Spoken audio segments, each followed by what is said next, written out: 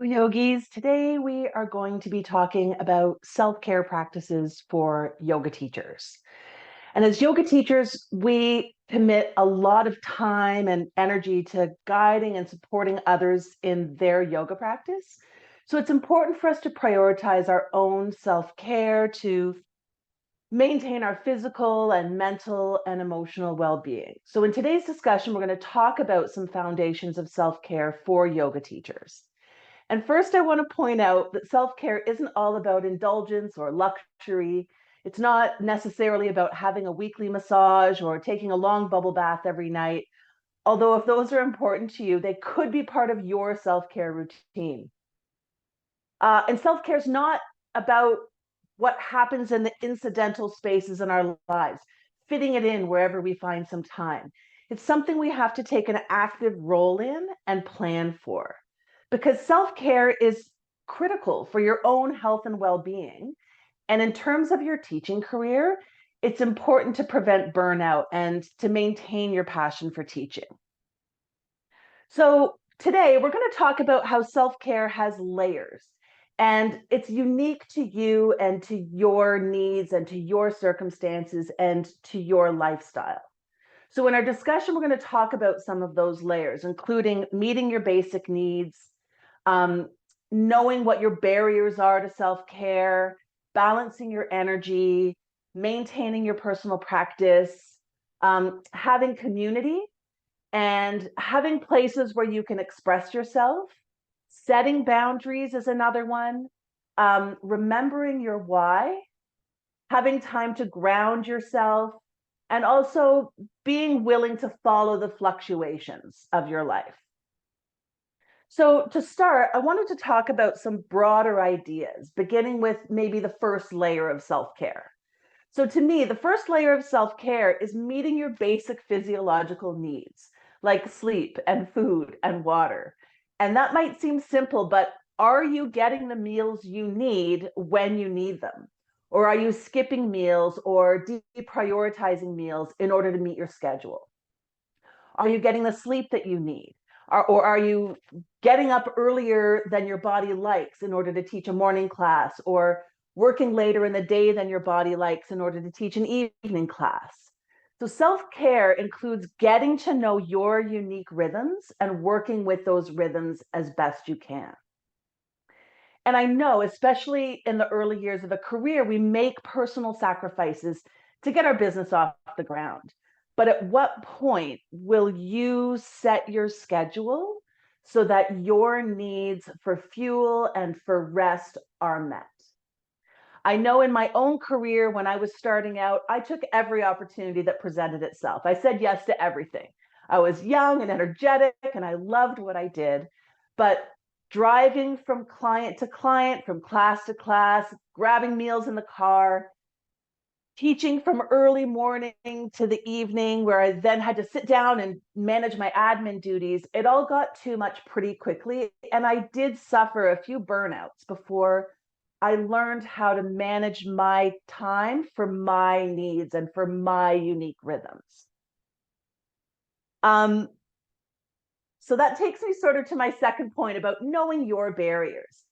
Is part of self-care is to consider your unique circumstances and needs for self-care. You have unique needs for your body and for your energy, and also for your family and your lifestyle and your finances and your mental health. And you might have barriers that other teachers don't have or don't seem to have. You might have financial barriers that don't allow for you to pick and choose classes or take time away from classes. You might have time constraints due to caring for children or parents or other important commitments. You might have special circumstances like a disability or a health condition that's impacted by irregularity in your schedule or excessive teaching, or that creates fluctuations in your schedule that need to be navigated. So you might have to consider not just your goals, but the reality of what you can reasonably do in a day or a week to maintain your physical, emotional, and mental health. Um, so that leads me to another more difficult part of the discussion, that yoga might not be your self-care. So many of your students are going to talk to you about how yoga is part of their self-care practice.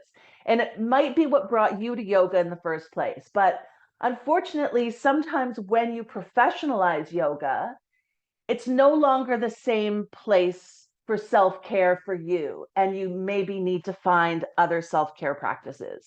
When yoga is your job, sometimes it can be hard to switch off of teacher or giver mode and just experience and receive. And so if this has been your experience moving from student to teacher, you might consider finding other practices that can give you what you need. And that might be another form of yoga or another mind-body movement practice or meditation, or maybe something completely different. There's no right or wrong, but I do recommend taking some time to consider if your yoga practice is providing you with the same level of self-care, if it's giving you the time and space you need. And if not, that's okay. And it might be time to find something new. So those are a couple of foundation points. Let's talk about a couple of strategies. So I've shared a few points, but again, consider how these will work with your unique needs and goals and circumstances, and think about how you can create the right recipe for your self-care. So how you prioritize your self-care is going to be unique to you and will likely fluctuate.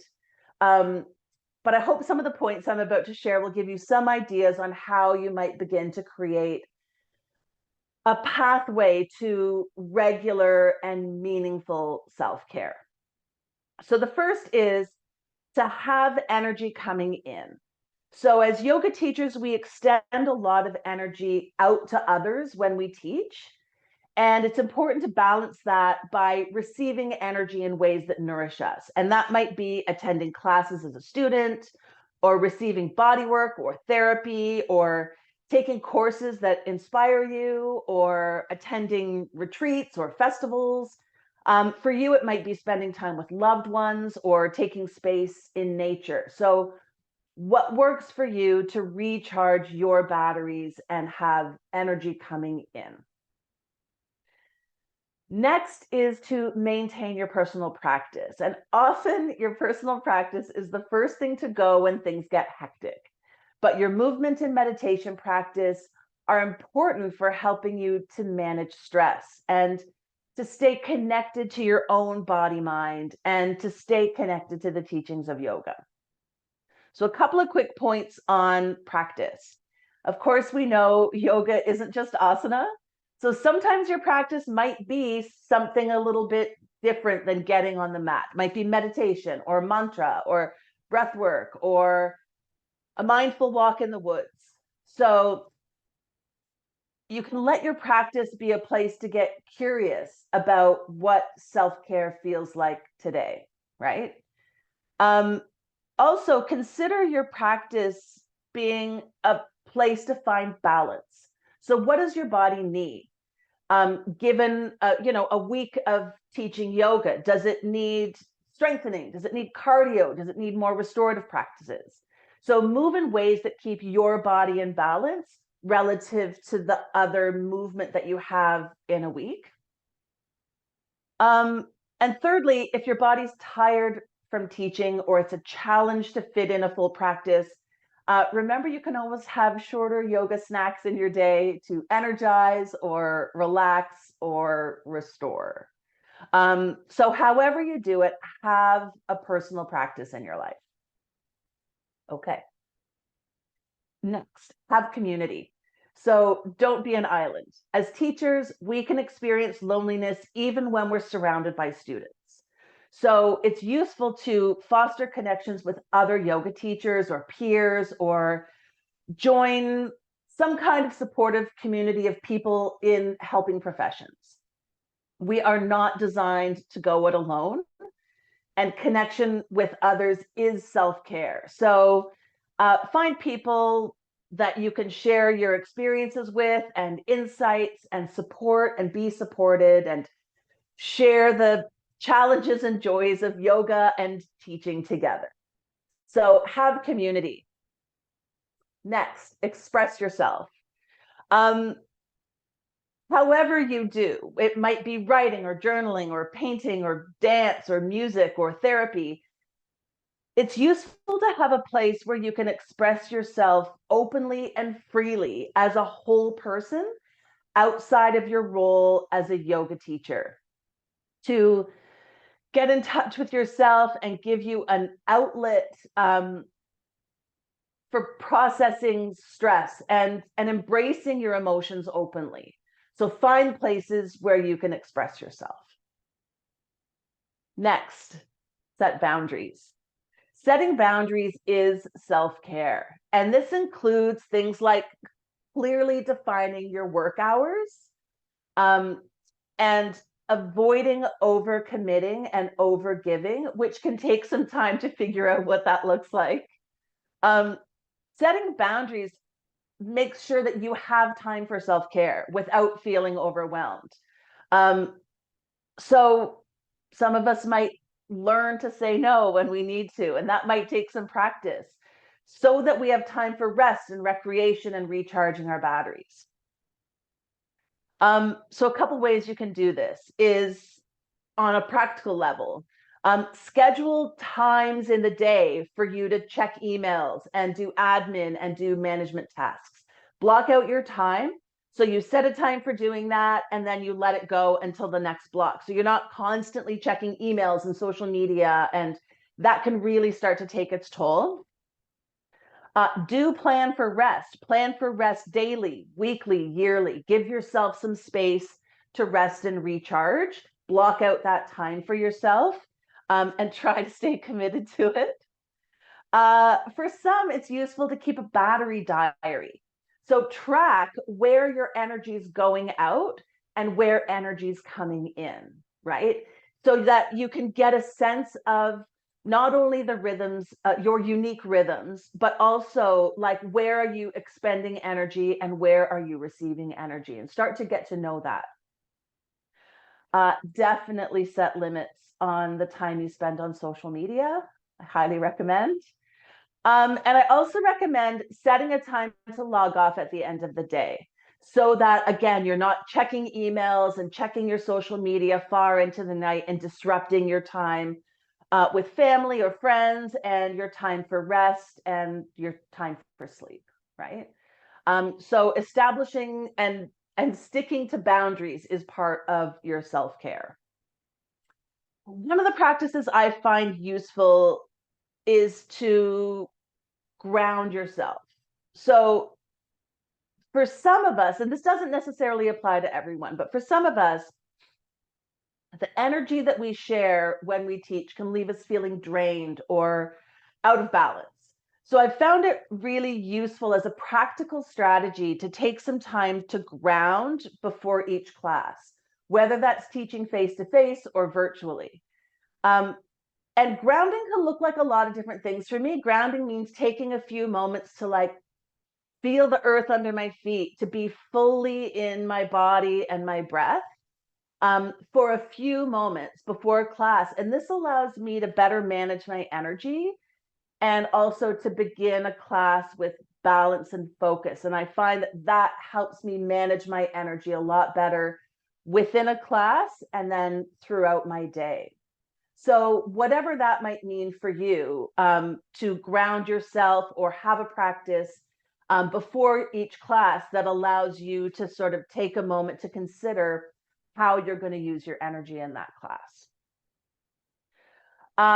Next is to remember your why. And I find this particularly useful in times of greater stress or bigger challenges, is to take some time to think about, why did I choose to be a yoga teacher?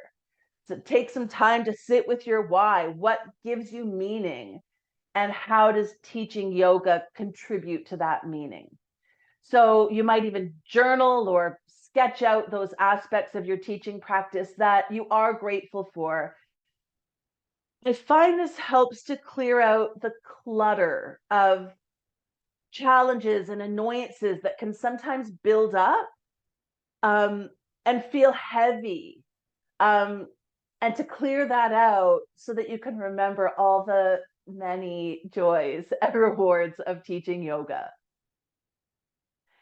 Um, and that kind of leads me to talking about like the importance of little moments.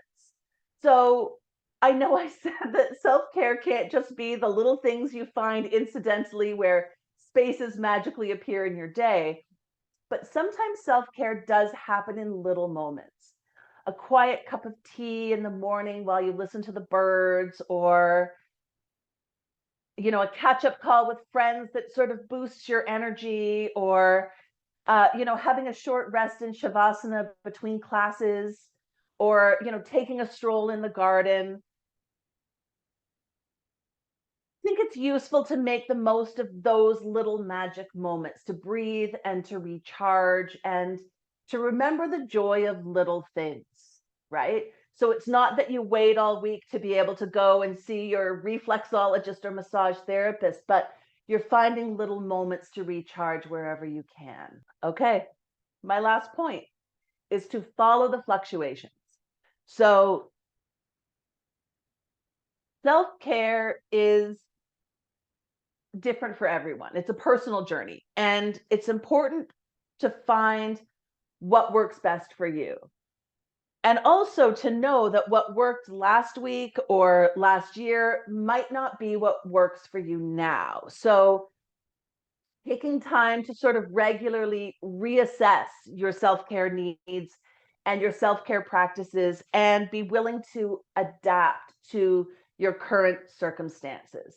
Life is always in flux, and so your self-care practices have to respond to those fluctuations in order to keep providing you with the outlets and the energy and the care that you need.